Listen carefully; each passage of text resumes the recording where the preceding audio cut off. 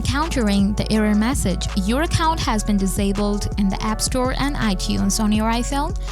In this video, I will show you how you can solve the problem that your account has been disabled in the App Store and iTunes error on your iPhone. Let's get started.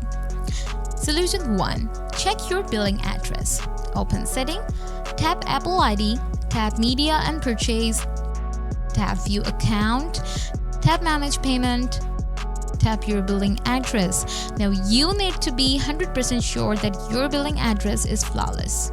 After double checking your info, check your issues. Solution 2.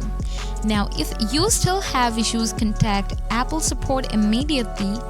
To do that, open browser, type Apple support, tap the contact option, scroll down, tap Apple ID, scroll down, tap other Apple ID topics, scroll down.